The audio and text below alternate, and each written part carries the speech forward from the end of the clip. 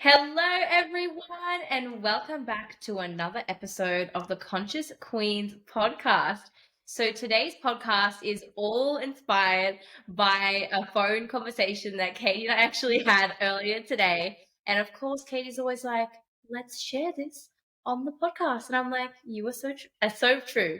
Why not? So, let's dive in. Yeah, so the whole point of this podcast was that Callie and I always have just these deep, meaningful, but also lighthearted, fun conversations. And so now every time we do that, I'm like, quick, get the camera out, get the mic out. We need to catch this on recording. So this is just another deep dive on what we talked about earlier today and elaborating on that, which is about anxious attachment in friendships. So Callie and I have experienced in relating in our friendships certain people that may come across in a way that seems quite anxiously attached. And you might have heard of this. It's quite well known now of, your attachment styles in relationships and Romantic romantic relationship. relationships. Yeah, but most people don't realize it can come out in other ways as well, including friendships, which Callie was talking to me about how it felt to also be on the receiving end of that, because both of us used to be anxiously attached. So there's no shame there when it comes to feeling like, oh no, I've got this pattern, this wounding, it's not good, but also just recognize how that might be received and noticing maybe if you're playing out that pattern, not just in your romantic relationships, but also in your platonic ones as well. Yeah, so Katie, I would love, since you are the queen of like definitions, like if I need a definition for something, I'm gonna go to you. Like I know, and I feel like most people listening, we all know what what's the word?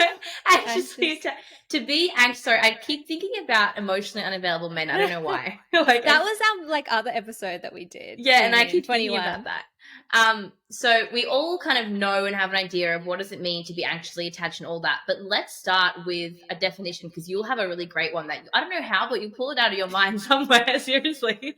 Well, I like to just be concise and coherent in what I talk about. And when it comes to relating with people, there's three main attachment styles. There's actually a fourth one as well, which is like 1% or something of the population. But the three main ones are anxiously attached, secure attachment, and avoidant attachment. And if you want to dive deeper into this, I really recommend the book called Attached. The cover is like two magnets or a magnet, I think, on the front. So good. It even has a quiz. You can go online and do an attachment theory quiz to see what your style is.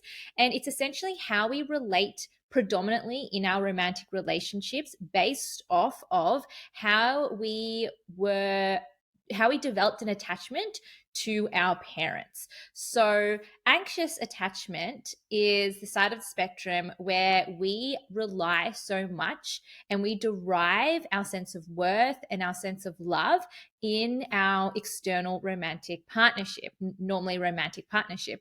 And so we can tend to end up having this anxious attachment style where we are almost self-abandoning ourselves. So this can look like, always putting your partner first instead of you, always compromising, sacrificing yourself, feeling like you need them all the time, feeling like you need validation and a sense of approval from them constantly. And Callie and I have dealt with this previously in our relationships. And I find that mostly women lean more towards the anxiously attached and men more towards avoidant. And avoidant would But be it the opposite. can also be the other way around. I've definitely been in relationships where it's so funny where like I used to always be the one that's anxiously attached, but then if the guy is anxiously attached, I become avoidant. Yeah. And Yeah. we can always switch. It can always change depending on the dynamic of the relationship. Anyway, sorry, Yes. continue on with your definition. Well, that's it basically. And I was going to say as well, it's really interesting how you say when you get in relationship with a man who's anxiously attached, you tap out and turn more into avoidant. Because what that does, it creates polarity in the relationship. You can't have two people anxious because that's two people leaning in, and it's not working. Or, you have an anxious which is leaning in and an avoidant which is leaning out. And that creates that unhealthy magnetic pull and that magnetism there. What we really want to be doing is relating from a secure place. So if you are anxious or avoidant, well, basically, if you're an anxious, you'll attract an avoidant. If you're avoidant, you'll attract an anxious, which it's it ends up in a very tumultuous relationship. Let's just say that. So your best bet is going with a secure person, but also learning how to manage and heal your anxious attachment or avoidant to come back into secure. So I've seen some things saying whatever it is, you're stuck with that pattern. And I can confidently say that I probably 90% healed my anxious attachment style. And I'm a lot more secure now when I relate in that. And Kelly, do you want to also give some more examples of maybe how anxious attachment has played out in your romantic relationships as well? Yeah, so I definitely remember that when I was in a sort of toxic on and off relationship, I was super anxiously attached. Like I always needed to hear from my partner. I wanted to know his location. I Oh my wanted to know gosh. what he was doing at all Obsessive. times of the day. Yeah, but what's interesting here is that because I'd been through trauma in this relationship, because he had cheated on me, because he had lied to me, because he had manipulated me, I became that trauma made me feel. Well, I'm not blaming the trauma, right? It's never what happened to you that makes you a certain way, but it triggers something within you that perhaps was already there. And so I already had those anxious tendencies, and they came out stronger than ever in this relationship. And so I was always very needy and clingy, and just it was like I could never get enough of my partner. Like there was nothing he could ever do to make me feel secure, if that makes Yeah. sense.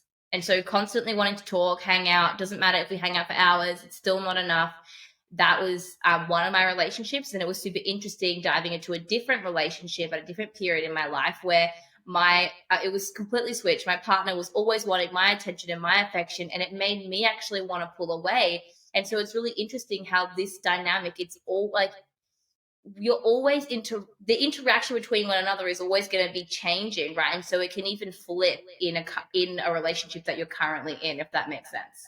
Yeah, I've definitely experienced that as well. And when you're in an anxious attachment style, you think that the solution to your problem is just more certainty, more Mm-hmm. affection, and more love from your partner. But the paradox is no matter how much they give you, it'll never feel like enough because you're just like this empty void. And what it really stems from is this lack of self love within.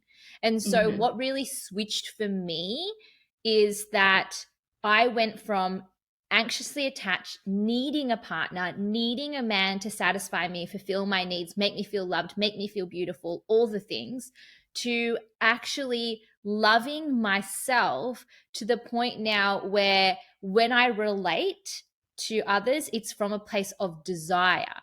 I desire you. You are the bonus because I already love myself. So there's no hole that you are filling. It's two whole people coming together in beautiful union. When talking about union as well, I am going to host a masterclass or actually a workshop, which is called Inner Union, which is about bringing together your inner masculine and your inner feminine. And so really when it comes to these attachment styles and healing that, it's not pointing the blame on other people, but it's looking at the projection of why am I projecting my unmet needs onto this man or this person. And a lot of it does, unfortunately, as Kelly said, stem from trauma. Like, especially if you had an unavailable father figure growing up, you probably lean towards more anxious attachment because you're trying to now heal those old wounds that you Yeah. experienced as a child. And apparently, our subconscious mind doesn't know the difference between a caretaker and our romantic partner. It actually sees our romantic partner as our caretaker. And since our first interaction relating to someone of the opposite sex was probably a parent, that forms the basis for our future relationships, which is why our attachment styles stem from childhood. Versus if you were smothered as a child and you had too much, then you can end up being that avoidant attachment where you fear intimacy and vulnerability And and all what's of really that. interesting there is that if you grew up with a more like emotionally unavailable father figure, right, or like person of the opposite sex, so if you're a guy and your mother was never really there for you emotionally and things like that, it's interesting because we have that wound that we haven't healed, and so we're more likely to then attract an avoidant partner who Yes. is going to actually help us to bring this anxious attachment style Mm. to the forefront. But something I did really want to preface is that, how do I explain this? A unhealthy relationship with an avoidant partner or an emotionally unavailable man, it's, I would say, normal to feel more anxious than you normally would than if you were in a stable, healthy relationship. And I know some women that I've spoken to have said, okay, they believe that they are anxiously attached and they've got all these problems, but then they get out of the relationship and they realize, wow, it was actually that the relationship wasn't serving me and couldn't actually give me what I wanted or needed in a relationship. But I think it's still always valuable to reflect and not never blame your partner, never make it the other person's fault. Like, oh, because you act this way and don't text me back fast enough, like that's why I feel this way. No, but it's also recognizing within ourselves, okay, if you not need but desire a man who can text you more regularly and see you X amount of times per week, then why are you entertaining a relationship with someone who can't give you that because you're making yourself feel anxious? Do you know what I mean? Like, you know yourself and you know that if you stayed in this and continued this, you're only going to keep feeling anxious. And that's what we talked about today, Katie, is like what each of us desire in a relationship is different. Our standards are different. Like for you were saying, you would need a man to text you back more regularly than what I said is okay. Yeah. So, for example, if I am going on a date with a guy and it's in a week, like I would expect pretty consistent contact and messaging. If I like sent a message to a guy, I would expect him to reply like probably within 24 hours, 48 hours. So talking like once a day, is that what you mean? Well, not talking once a day, but like if we're kind of having a conversation, he doesn't just leave me on red and that's it. But like some communication, and then also making sure he's confirming the date. So it's not like, oh, the day's come and it's like, hey, like this is still on. Like obviously it's still on, but like why haven't you confirmed that? Because to me that's important. But to you, that's different. Yeah, so when I met my current partner, he honestly would reply back to me anywhere between 1 to 3 days. And I was sort of like, oh, I would like him to message me more, but it's early days. And for me, I was like, it's okay. Like, I would probably think it was strange if this person was like messaging me back all the time, like so obsessed. Like, oh my God, like I that would be weird too. Yeah, it's like I get that he has a life and that makes me interested. Like, he's gone away to the countryside, like an hour away from Melbourne for a little bit with his family. Like, that's beautiful. You know what I mean? And so, but I think what's really interesting there and where some people can get sort of a little bit confused is if you're in an unhealthy relationship and you feel anxious and you have these anxious tendencies, you might not necessarily actually have an anxious attachment style. It's just that you're entertaining a relationship that literally cannot give you what you need. Like for me, I need to see my partner, or not need to, I would like to see my partner at least once a week. Of course, I've gone 4 weeks without seeing my partner when I was overseas. But I'm not going to entertain a relationship or be in a relationship where I see my partner like once a month, because I know that that doesn't like fulfill me. And so I know that I would have more anxious like tendencies if I was in a relationship like that. It doesn't align with your core values of consistent connection and intimacy, which the feminine thrives off. And that's a thing with something that I've shifted as well in really rewriting the dating rules. I've taken a lot of dating masterclasses and read books and done research. And sometimes there's these really strict rules of a woman can't message first and a guy has to initiate. It has to be this way. It has to be that way. And it's very black and white, when in reality, it's just tuning into what do I really value? What do I need to feel valued and respected from a man that I'm seeing, and setting that as your expectation. And as Kelly said, it's taking that self-responsibility of recognizing, is it just that I'm anxiously attached? So maybe no matter what relationship I enter into, I'm going to have slight tendencies, which I can also work with my partner. If you have an understanding partner, you can actually say to them, hey, I'm feeling anxiously attached right now. Like I'm having some anxiety, and that communication, opening that up, they're able to then support you through that versus you just suffering in silence. And they're like, what's wrong? I don't understand. Especially if this is like you dating a man, like a woman dating a man, because men don't read between the lines. They think things are fine unless you tell them something is wrong. Otherwise, they're cruising along being like, cool, everything's chill. And next minute, the woman explodes and they're like, what the heck? That came out of nowhere. And this woman's like, I've been holding this resentment in for weeks, months, or years.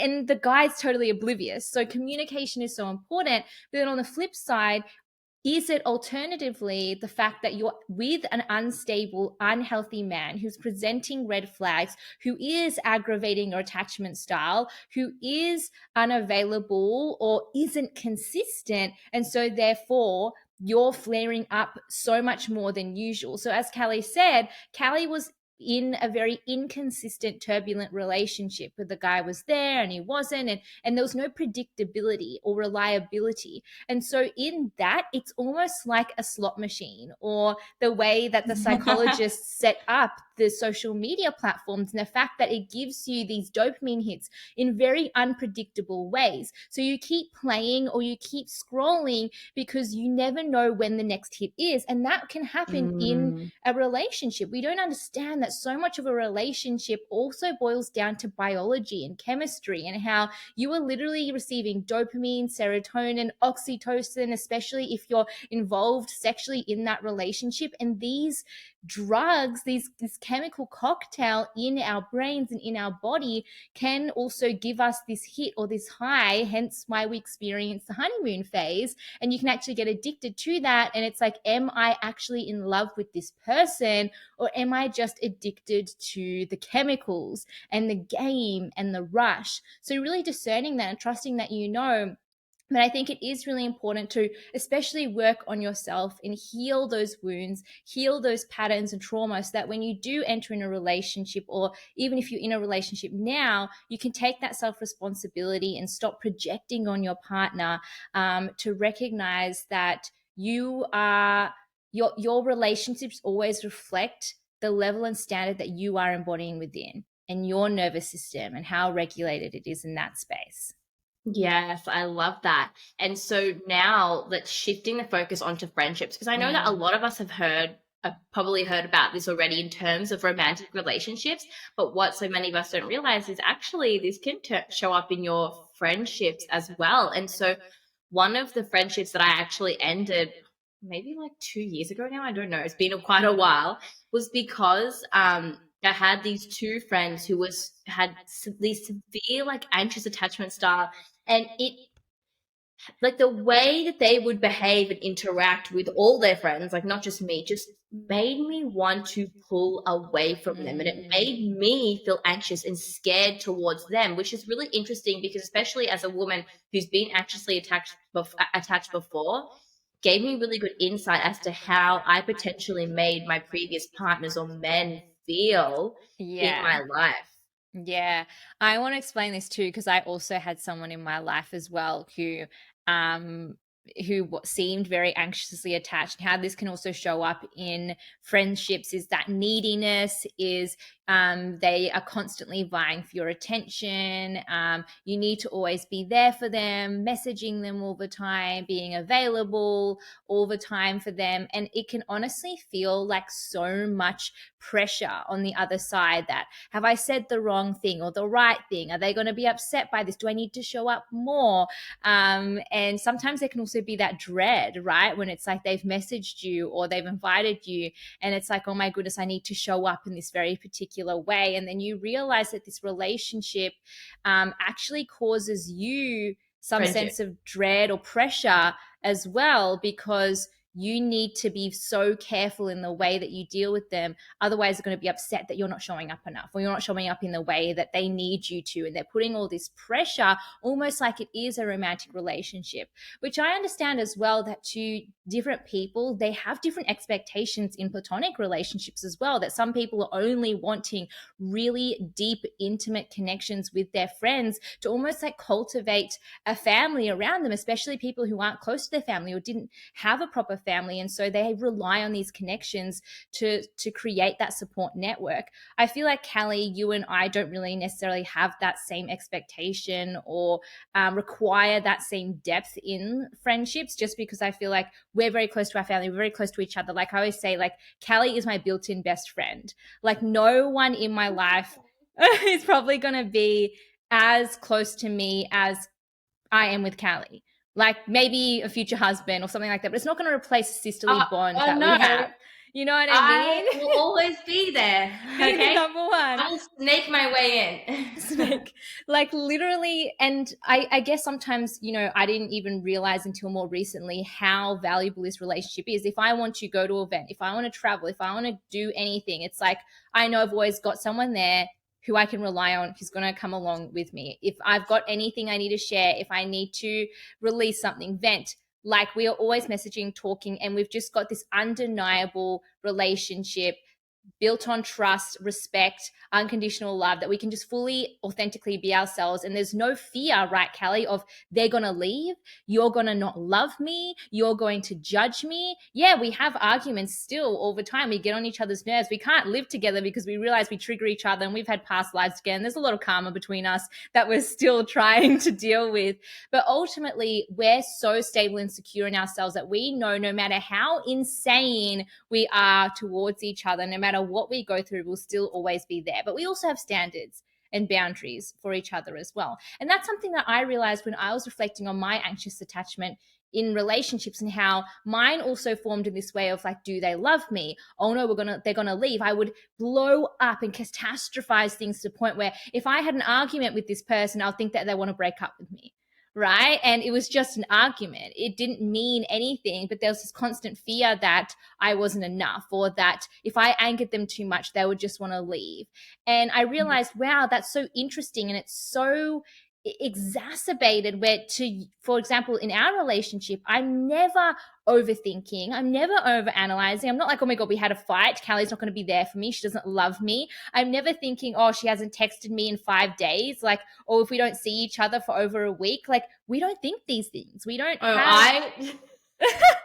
or do you? No, I definitely, like, I always think things are all fine and good, but it's so funny because our mum, who I live with, or hardly, I see her like once a week, but she's always like, make sure you and Katie have a good relationship, okay? You make sure when's the last time you talked to her? And that's because she didn't have a good relationship with her and brother and sister. It's so interesting, she's projecting. Right? Yeah, because she's projecting that onto me, and then I start thinking, oh my god, am I being too chill? Like, maybe something is wrong. You know what? It's really funny because she says the same thing to me. She's like, make sure you've texted Callie. Like, is everything all good? And I'm like, what? Like, we don't even think about like, oh, we haven't talked a couple of days, something's wrong. Like, we're always chill, right? Yeah, and from another like, person's perspective, it's different. I'm like, Mum, it's fine. And she's like, are you sure?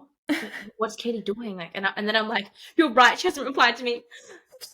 I'm calling. I'll often leave Callie on red, but it's like, chill, you know. Katie, Callie messages me excessively. No, I do not. You do. I'm always trying to fix my hair. It always is like, with the cameras flipped, so I know, it's mirrored. I'm like, I'm touching the wrong side. What I did want to mention is, isn't that really interesting how when a friend has an anxious attachment style, that it actually creates anxiety with the other person as well? Literally, it makes me anxious when someone's like that.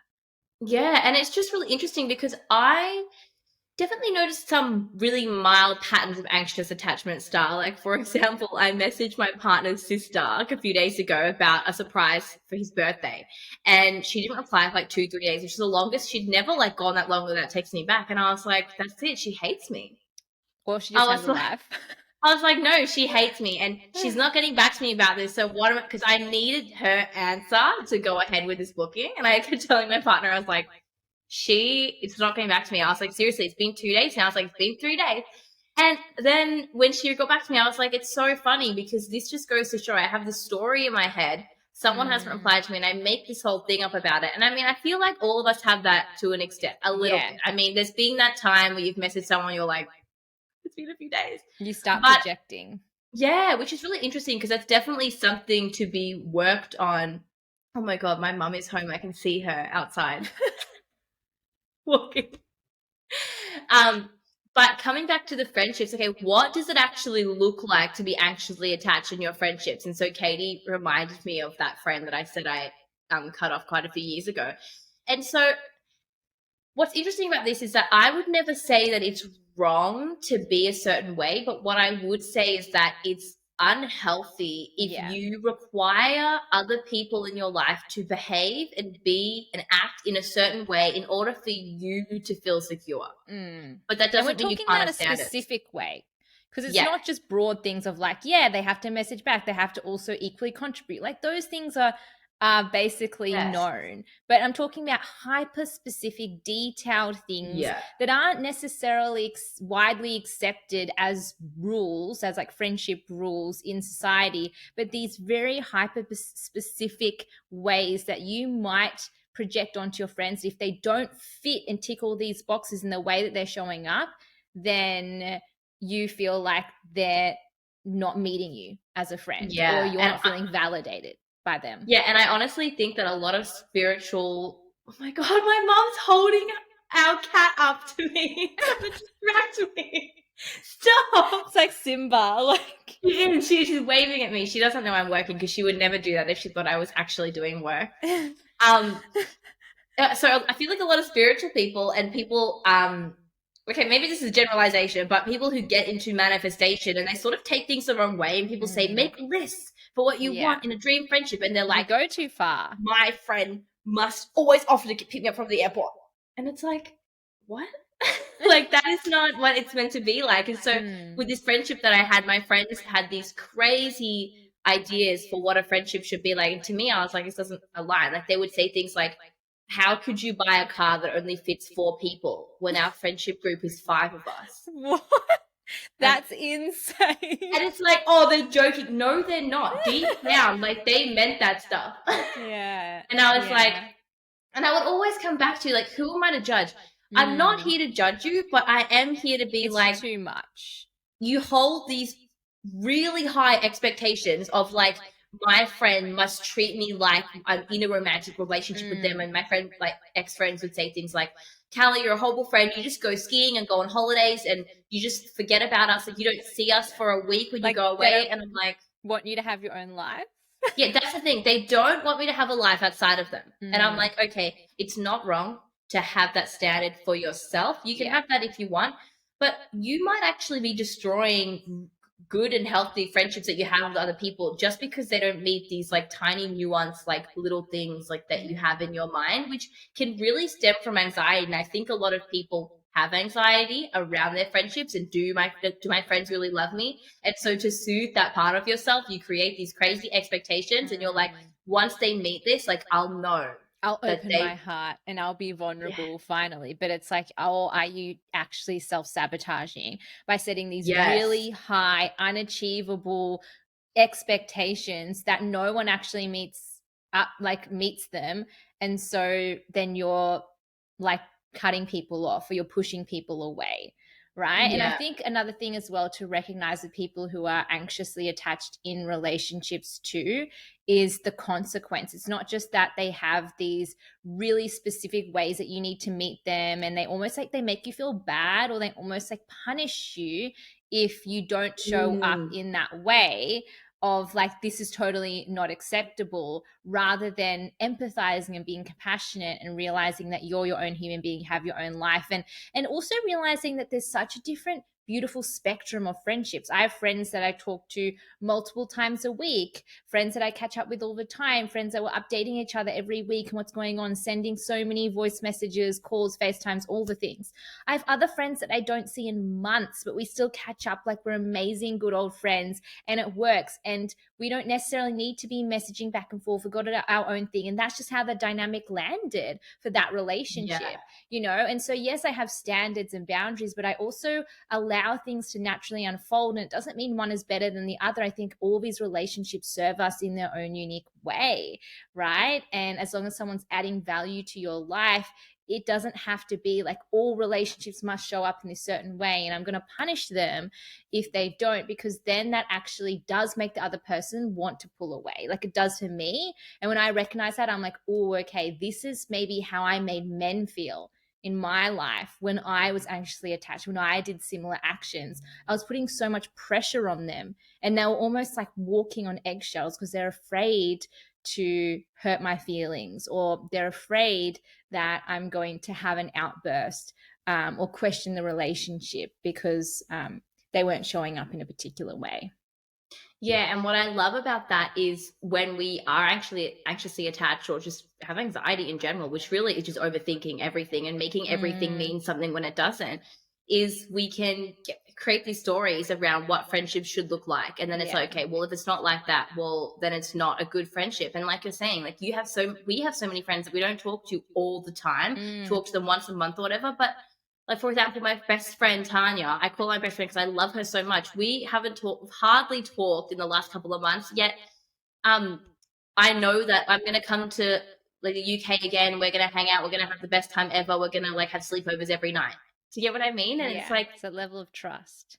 yeah, that level of trust. And I think that if we can actually break away from these stories that we've created around how things are supposed to look and be, then you can actually make space and room for a healthy friendship or relationship to actually unravel in its place. Yeah, I love that.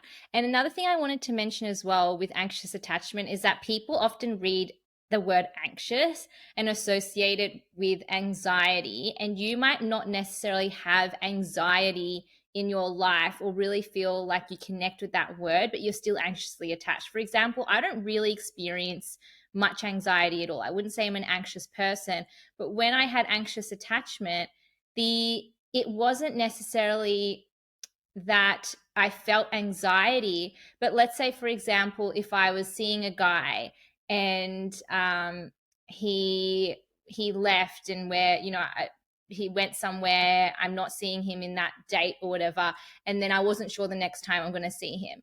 That for me created that anxiousness of, okay, yeah, it's natural to be disappointed when you're not seeing your partner or in between, but there's a difference between feeling disappointed versus feeling anxious of like, I don't feel good, like there's a pit in my stomach, when am I going to see them again?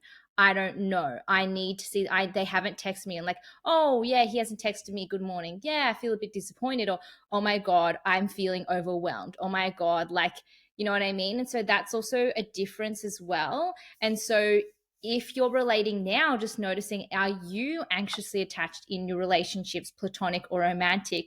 Just noticing, yes, there's a difference between disliking something. I dislike when my friend shows up like that. I dislike when my friend gossips or has these standards that are super high.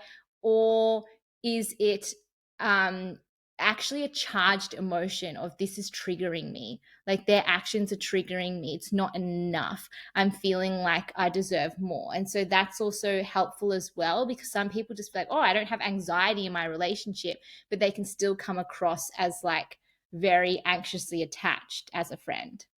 Yeah, and how that really feels, like I want to talk about this a bit more, is like, so how does it actually feel when someone is like, when one friend's anxiously attached and the other person, then it makes them want to pull away? So it's sort of like, let's say Katie and I were just good friends here, or even sisters, right? And I'm every day, I'm texting you and I'm calling you and I'm like, hey, tell me how your day was. And then I'm like, um, upset with you, you haven't gotten back to So I me within leave a you few on red. days. Yeah. Oh, you've left me on red. And I'm all like, oh, this is not a It's good not enough. friendship. Yeah, it's not enough. It's this person, this person needs to change. They need to be more like this. You need to be more like this and that. And then I'll be happy because these are my standards and this is what I stand by. It then would you say that would make you feel? So And if for oh, sorry. yeah, well, is that the question that you're asking me? How would that make me feel? Yeah, how would that make you feel? Those were the things that I was doing, texting you a lot, calling you every single day, and I had the expectation that you had to text me that much, and I was telling you, oh, my standard is that I talk to my friends more often and this and that. And I think, again, even with that, there's a fine line of like bringing people up to your standard in some way. If you want them to contribute more, if you want them to initiate more, let's say if you're the one only initiating in the friendship and they're not, okay, that's a pretty typical standard that you can bring someone up to date with. But if you're like that, and for example, Callie and I are like that, I would say Callie texts me a lot more. I'm the one leaving her on red a lot more. But that's just how it is. But there's no like anger, resentment. Callie's not like, oh, it should be different. Callie doesn't expect me to text her more, to show up the way she does. Read into it, and I don't make it mean something that it's not. It's not. Yeah, because me leaving Callie on red doesn't mean I don't like her or I don't love her. I'm just like sometimes inundated with messages and things, and I just don't get back or whatever, or I'm a slow replier. It doesn't mean, and it's not personal. This right? is what an anxious attachment style does to you, Yeah. it tells you these It's stories personal. and it makes everything personal and it confuses the shit out of you because it says this person has not replied to me or they left me on red. It's been 2 days or 24 hours. They hate me. They don't love me. The friendship is over. Yeah. They don't That's value me. that's what an anxious attachment style is versus Mm, having standards where it's like, oh, actually, exactly. like that just doesn't align with me, but I'm not like super angry and like, fuck this Mm. person. I'm never And going to it's talk to them and again. just noticing like, are your standards so black and white? Like they have to show up in this way, otherwise, no, it's a no deal, right? And it's like with the feminine, when dropping into our hearts, it's just tuning into our intuition of, does this truly feel right, or am I acting from my head and abiding by this list that I made, and it has to tick off every single box, right? So just tuning into that. But I'm going to go back and answer your question of how does it feel.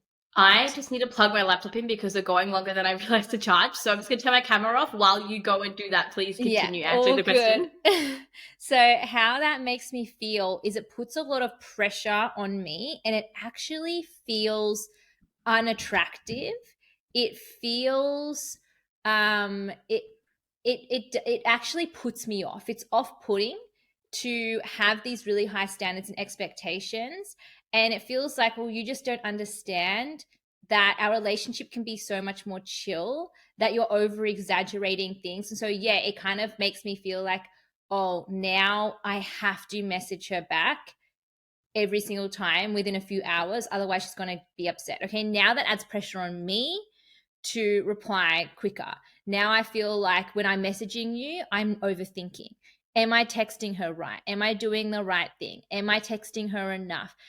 Is she going to be happy? Because when you're in a relationship, when you're messaging and doing all these things, interacting, you shouldn't have to be overthinking or analyzing. You shouldn't be thinking, oh, am I showing up the right way? Am I filling her needs? Is she happy?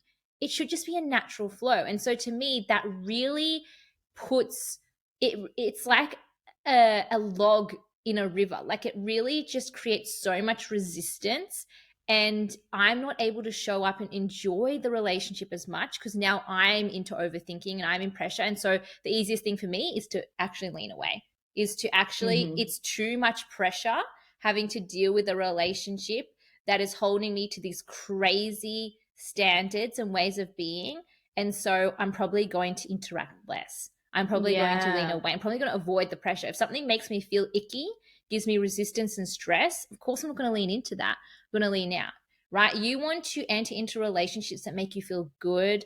Yes, are people also responsive, but there's no pressure. It feels flowy. It feels easy. It feels like no effort at all, right? You know, there are some people, and that's the thing, like I might have 5 messages on my phone, but there's some people are going to reply to more than others just because I feel like it's less resistance, versus some people expect that when I reply, oh my God, we have to dive into a whole conversation, versus other people, it's like, it doesn't have to be so back and forth. So That's about your bandwidth, like the yeah, energy that you actually exactly. have to give to others, right? And so that I agree, like it's the same thing. There are going to be people that I know I can just text a quick message and it's like done, and they'll reply like later in the day or the next day. It's not like Yeah. there are some people that I know if I reply now, They they're going to want to, send me two yeah. paragraphs, three fucking voice notes, and then I'm going to Yeah, have to it's too sit much. here for the next 20 minutes having a conversation when I'm actually busy doing other things. I think that's a Yeah. big thing to recognize is you get caught up in your head and you think someone hates you and this and that. They might not have the energy or the bandwidth to actually give you the Yeah. attention that they want to give you. Do you know what I mean? It's like, I Exactly. don't want to open your message now and then Exactly. not give you what I know that at a different time, if I opened it, I can give you a better Yes. response. And so, don't you think that that is like more intentional as well? Because it's like, I know what you need. So, I'm going to hold off until I have the energy and space to do that. And then I'm going to show up with what you need.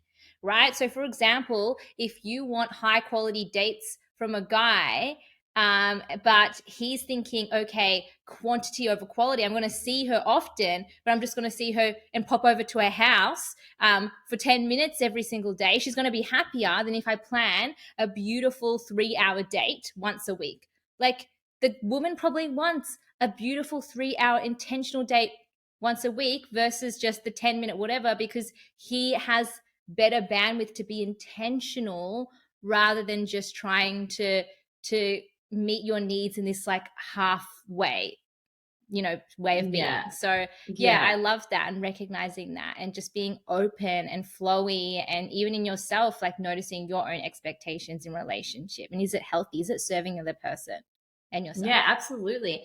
And it's really interesting to note that anxious attachment, feelings, anxious attachment, and anxiety, and all of this, it really just represents close heartedness, right? Because your Yeah. heart is actually closed, not to the other person, but to yourself. Because if you are needing this validation, you are needing this love, you are needing whatever it is from this other person so you can feel sane, which that normally is what anxious attachment style is. It's like, I need you to reply to me every day, otherwise, I'm going to feel negatively within myself. Well, your heart's probably closed to a part of yourself that you haven't been able to see yet, that part of yourself that you aren't giving love. And it might actually be the part of yourself that you're not giving love is an anxious part of yourself. Yeah, it's like that little girl. And that's what I kind of experienced myself, of seeing what accumulated to create and manifest this anxious attachment to begin with. And through healing work, a lot of somatic release, trauma release, and kinesiology, I was able to heal that. It wasn't just talking about it. Like, I read the book Attached. It was great. I knew I was an anxious attachment. I could list out all my tendencies, and what's the other thing? There's a protest behaviors. That's another thing you'll learn in the book. So some of my protest behaviors was like avoid sometimes. If I was upset and anxious, and the guy would message me, I wouldn't message him because I'm protesting. But I'm not actually avoiding in that situation. I'm actually bidding for his love, because by avoiding, I'm actually wanting him to come closer. So that's another whole thing in anxious attachment as well. But I was so aware of it, but it wasn't until I actually released it from my nervous system, felt safe, and loved myself deeper, that's when I healed it. So I healed my fatherhood wound. I went into the little girl within me who didn't feel loved, who needed daddy's attention, who was looking for that in men, in relationships, right? And so the anxious attachment was that inner little girl who had unmet needs, who was crying out. And so anxious attachment can almost feel like a little child, right? Because you haven't matured and healed that trauma from your inner child. So your inner child is actually running the show. And so healing that enabled me to show up confidently and heal my anxious attachment. Cord cutting, doing things like that, tuning into my self-worth, self-love, and then ultimately that was how I was able to heal that. Yes, and isn't it so powerful to actually, like, through that whole process, I'm sure you actually just loved and supported that anxious part of yourself rather than hating it, shaming it, and feeling anger towards it. And I think Yes. that's where so many of us can unfortunately go wrong is we listen to podcasts like this and we're like, oh, I have an anxious attachment style. Now I Mm, hate myself. And I'm so mad every time I notice this pattern. And you're creating such a big disconnection within yourself because you're yeah. like, I hate this part of myself and I wish it would go away. But that hate is what's your heart is closed to that part of Mm, yourself. You're literally separating yourself. You are no longer one inside here. You're like two yeah. individual things and fighting this part of yourself.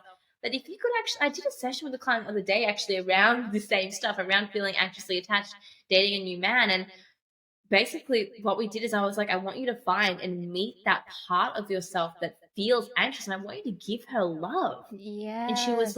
she was like, oh my God, I feel like she's getting exactly what she has needed and wanted. There is a hair in my face right now.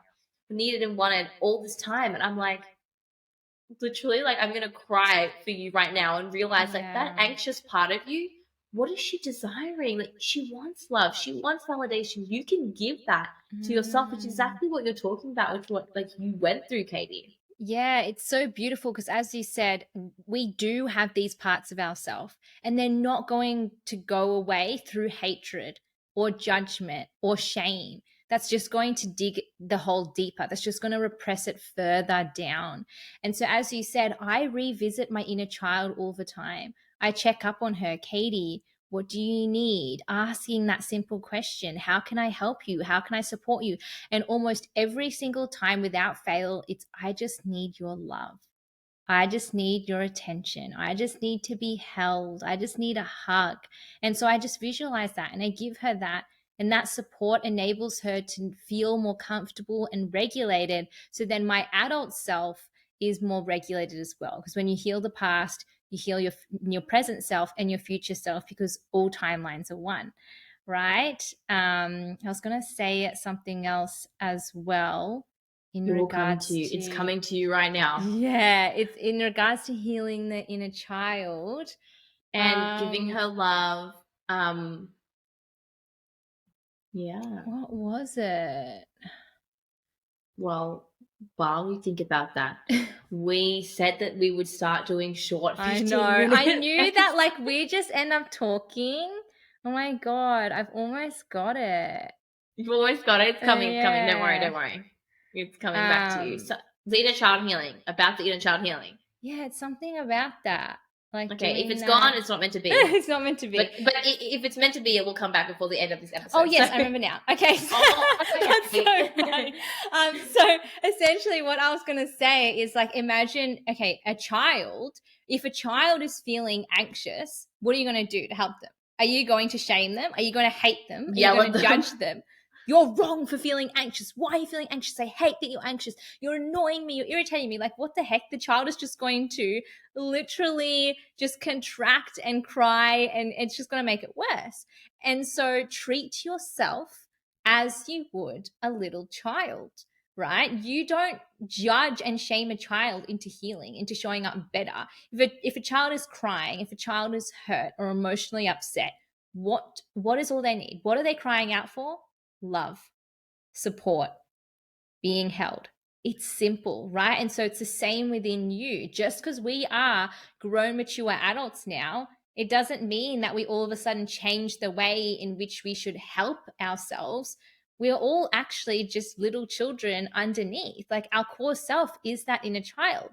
And so that's really all that they need. So really think about that next time, or especially if you have children, treat yourself in the way that you want to treat your children, right? So if your child is hurt or upset, you wouldn't berate them. You wouldn't judge them and yell at them and scream at them and shame them. At least I hope. And if you do, I think you need to get help. You need to learn. Like, we all get triggered, obviously. No, but like, every parent wishes for that deep down, like to not traumatize their children, especially if you're listening to this podcast, like, you're doing that work. And so you then think about, okay, imagine you were your son or your daughter or your child. Okay, how would you treat them in this moment? If they were scared, if they were anxious, if they were avoidant, how would you treat them in this moment to help them feel safe? And that can really, really help you see it in a different light. Yeah, and totally just transform the way that you treat yourself when you're going through something like this as well. And that's going to be really powerful and really, really life-changing. And I think that doing the inner work, doing the trauma release and all of those things are so vital, because all of that work is going to help you to open your heart again, to open your heart to yourself. Because when your heart is fully open to yourself and loving all parts of yourself, the anxious part of yourself, the part of yourself that doubts, the part of yourself that's scared, you become so whole within yourself that then you are able to actually love, commit, and all of the things to someone else, right? And so when we hear about this open-heartedness work, we're like, oh, we need to open my heart to the world. You naturally will open your heart to the world when you're open to your own internal world. And this really is the work that I focus on doing with my private one-on-one clients, doing the trauma healing, releasing all that stuff, and checking in with our heart throughout that whole process and seeing, okay, how is our heart feeling? Is it feeling more open? How can we help to open it deeper to ourselves? Because that's really going to transfer and reflect so deeply into our external relationships. I can fully attest to Callie's work. I've done so much kinesiology and somatic release trauma therapy, and that's what's really helped me release and transform my anxious attachment.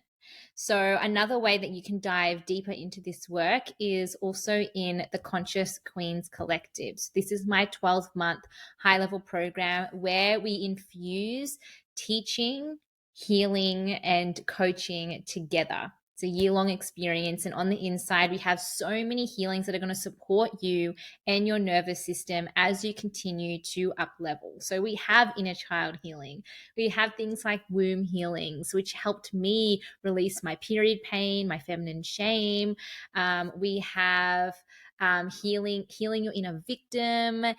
This month, the theme is inner union. So I have a 2-part workshop, which is all about cultivating harmony between your inner masculine and feminine, working through your wounded feminine, your wounded masculine, and actually having a ceremony together to bring together your inner king and queen.